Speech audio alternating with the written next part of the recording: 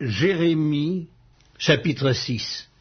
Fuyez, enfants de Benjamin, du milieu de Jérusalem, sonnez de la trompette à Tekoa, élevez un signal à Beth-Akerem, car on voit venir du septentrion le malheur et un grand désastre. La belle et la délicate, je la détruis, la fille de Sion. Vers elle marchent des bergers avec leurs troupeaux, ils dressent des tentes autour d'elle, ils broutent chacun sa part. Préparez-vous à l'attaquer. Allons, montons en plein midi. Malheureusement pour nous, le jour baisse, les ombres du soir s'allongent. Allons, montons de nuit, détruisons ses palais. Car ainsi parle l'Éternel des armées. Abattez les arbres, élevez des terrasses contre Jérusalem. C'est la ville qui doit être châtiée. Il n'y a qu'oppression au milieu d'elle. Comme un puits fait jaillir ses eaux, ainsi elle fait jaillir sa méchanceté. Il n'est bruit en son sein que de violence et de ruine. Sans cesse à mes regards s'offre la douleur et les plaies. Reçois instruction, Jérusalem, de peur que je ne m'éloigne de toi, que je ne fasse de toi un désert, un pays inhabité. Ainsi parle l'Éternel des armées. On grappillera comme une vigne les restes d'Israël. Porte-y de nouveau la main, comme le vendangeur sur les ceps. À qui m'adresser et à qui prendre à témoin pour qu'on écoute? Voici, leur oreille est incirconcise et ils sont incapables d'être attentifs. Voici, la parole de l'Éternel est pour eux un opprobre, et ils n'y trouvent aucun plaisir. Je suis plein de la fureur de l'Éternel, je ne puis la contenir. Répands-la sur l'enfant dans la rue et sur les assemblées des jeunes gens, car l'homme et la femme seront pris, le vieillard et celui qui est chargé de jour. Leurs maisons passeront à d'autres, les champs et les femmes aussi, quand j'étendrai ma main sur les habitants du pays, dit l'Éternel. Car depuis le plus petit jusqu'au plus grand, tous sont avides de grain, depuis le prophète jusqu'au sacrificateur, tous usent de tromperie. Ils pensent à la légère la plaie de la fille de mon peuple. Paix, paix, disent-ils, et il n'y a point de paix. Ils seront confus car ils commettent des abominations. Ils ne rougissent pas, ils ne connaissent pas la honte. C'est pourquoi ils tomberont avec ceux qui tombent. Ils seront renversés quand je les châtierai, dit l'Éternel. Ainsi parle l'Éternel. Placez-vous sur les chemins, regardez et demandez quels sont les anciens sentiers, quelle est la bonne voie. Marchez-y et vous trouverez le repos de vos âmes. Mais ils répondent, nous n'y marcherons pas. J'ai mis près de vous des sentinelles, soyez attentifs au son de la trompette, mais ils répondent, nous n'y serons pas attentifs. C'est pourquoi, écoutez, nations, sachez ce qui leur arrivera, assemblée des peuples. Écoute, terre. Voici, je fais venir sur ce peuple le malheur, fruit de ses pensées, car ils n'ont point été attentifs à mes paroles, ils ont méprisé ma loi. Qu'ai-je besoin de l'encens qui vient de Séba, du roseau aromatique d'un pays lointain? Vos holocaustes ne me plaisent point, et vos sacrifices ne me sont point agréables. C'est pourquoi, ainsi parle l'Éternel, voici, je mettrai devant ce peuple des pierres d'achoppement contre lesquelles se heurteront ensemble pères et fils, voisins et amis, et ils périront. Ainsi parle l'Éternel. Voici, un peuple vient du pays du septentrion, une grande nation se lève des extrémités de la terre. Ils portent l'arc et le javelot, ils sont cruels, sans miséricorde. Leur voix mugit comme la mer. Ils sont montés sur des chevaux, prêts à combattre comme un seul homme, contre toi, fille de Sion. Au bruit de leur approche, nos mains s'affaiblissent, l'angoisse nous saisit, comme la douleur d'une femme qui accouche. Ne sortez pas dans les champs, n'allez pas sur les chemins, car là est le glaive de l'ennemi, et l'épouvante règne alentour. Fille de mon peuple, couvre-toi d'un sac, et roule-toi dans la cendre, prends le deuil, comme pour un fils unique, verse des larmes amères, car le dévastateur vient sur nous à l'improviste. Je t'avais établi en observation parmi mon peuple comme une forteresse, pour que tu connusses et sondasses leur voie. Ils sont tous des rebelles, des calomniateurs, de l'airain et du fer, ils sont tous corrompus. Le soufflet est brûlant, le plomb est consumé par le feu, c'est en vain qu'on est pur, les scories ne se détachent pas.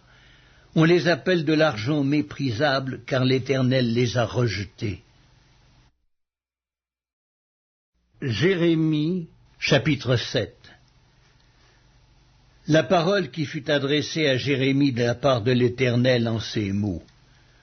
Place-toi à la porte de la maison de l'Éternel, et là publie cette parole et dis. Écoutez la parole de l'Éternel, vous tous, hommes de Juda, qui entrez par ces portes, pour vous prosterner devant l'Éternel. Ainsi parle l'Éternel des armées, le Dieu d'Israël. Réformez vos voies et vos œuvres, et je vous laisserai demeurer dans ce lieu. Ne vous livrez pas à des espérances trompeuses en disant « C'est ici le temple de l'Éternel, le temple de l'Éternel, le temple de l'Éternel ». Si vous réformez vos voies et vos œuvres, si vous pratiquez la justice envers les uns et les autres, si vous n'opprimez pas l'étranger, l'orphelin et la veuve, si vous ne répandez pas en ce lieu le sang innocent, et si vous n'allez pas après d'autres dieux pour votre malheur, alors je vous laisserai demeurer dans ce lieu, dans le pays que j'ai donné à vos pères, d'éternité en éternité. Mais voici, vous vous livrez à des espérances trompeuses qui ne servent à rien. Quoi? Dérober, tuer, commettre des adultères, jurer faussement, offrir de l'encens à Baal, aller après d'autres dieux que vous ne connaissez pas. Puis vous venez vous présenter devant moi, dans cette maison sur laquelle mon nom est invoqué, et vous dites « Nous sommes délivrés », et c'est afin de commettre toutes ces abominations. Est-ce à vos yeux une caverne de voleurs, cette maison sur laquelle mon nom est invoqué? Je le vois moi-même, dit l'Éternel. Allez donc au lieu qui m'était consacré à Silo, où j'avais fait autrefois résider mon nom, et voyez comment je l'ai traité à cause de la méchanceté de mon peuple d'Israël. Et maintenant, puisque vous avez commis toutes ces actions, dit l'Éternel, puisque je vous ai parlé dès le matin et que vous n'avez pas écouté, puisque je vous ai appelé et que vous n'avez pas répondu, je traiterai la maison sur laquelle mon nom est invoqué, sur laquelle vous faites reposer votre confiance, et le lieu que j'ai donné à vous et à vos pères, de la même manière que j'ai traité Silo, et je vous rejetterai loin de ma face, comme j'ai rejeté tous vos frères, toute la postérité d'Éphraïm. Et toi, n'intercède pas en faveur de ce peuple, n'élève pour eux ni supplication ni prière, ne fais pas des instances auprès de moi, car je ne t'écouterai pas. Ne vois-tu pas ce qu'ils font dans les villes de Juda et dans les rues de Jérusalem? Les enfants ramassent du bois, les pères allument le feu, et les femmes pétrissent la pâte pour préparer des gâteaux à la reine du ciel et pour faire des libations à d'autres dieux, afin de m'irriter. Est-ce moi qu'ils irritent, dit l'Éternel, n'est-ce pas eux-mêmes à leur propre confusion? C'est pourquoi ainsi parle le Seigneur l'Éternel. Voici, ma colère et ma fureur se répandent sur ce lieu, sur les hommes et sur les bêtes, sur les arbres des champs et sur les fruits de la terre. Elle brûlera et ne s'éteindra point. Ainsi parle l'Éternel des armées, le Dieu d'Israël. Ajoutez vos holocaustes à vos sacrifices, et mangez-en la chair, car je n'ai point parlé avec vos pères, et je ne leur ai donné aucun ordre, le jour où je les ai fait sortir du pays d'Égypte, au sujet des holocaustes et des sacrifices. Mais voici l'ordre que je leur ai donné. Écoutez ma voix, et je serai votre Dieu, et vous serez mon peuple. Marchez dans toutes les voies que je vous prescris, afin que vous soyez heureux. Et ils n'ont point écouté, ils n'ont point prêté l'oreille. Ils ont suivi les conseils, les penchants de leur mauvais cœur. Ils ont été en arrière et non en avant. Depuis le jour où vos pères sont sortis du pays d'Égypte jusqu'à ce jour, je vous ai envoyé tous mes serviteurs, les prophètes. Je les ai envoyés chaque jour, dès le matin. Mais ils ne m'ont point écouté, n'ont point prêté l'oreille. Ils ont raidi leur cou. Ils ont fait le mal plus que leur père. Si tu leur dis toutes ces choses, ils ne t'écouteront pas. Si tu cries vers eux, ils ne te répondront pas. Alors dis-leur, c'est ici la nation qui n'écoute pas la voix de l'Éternel son Dieu et qui ne veut pas recevoir instruction. La vérité a disparu, elle s'est retirée de leur bouche. Coupe ta chevelure et jette-la au loin, monte sur les hauteurs et prononce une complainte. Car l'Éternel rejette et repousse la génération qui a provoqué sa fureur, car les enfants de Juda ont fait ce qui est mal à mes yeux, dit l'Éternel. Ils ont placé leur abomination dans la maison sur laquelle mon nom est invoqué, afin de la souiller. Ils ont bâti des hauts lieux à Tophet, dans la vallée de Ben-Hinnom, pour brûler au feu leurs fils et leurs filles, ce que je n'avais point ordonné, ce qui ne m'était point venu à la pensée. C'est pourquoi, voici, les jours viennent, dit l'Éternel, où l'on ne dira plus Tophet et la vallée de Ben-Hinnom, mais où l'on dira la vallée du carnage, et l'on enterrera les morts à Tophet par défaut de place. Les cadavres de ce peuple seront la pâture des oiseaux du ciel et des bêtes de la terre. Et il n'y aura personne pour les troubler.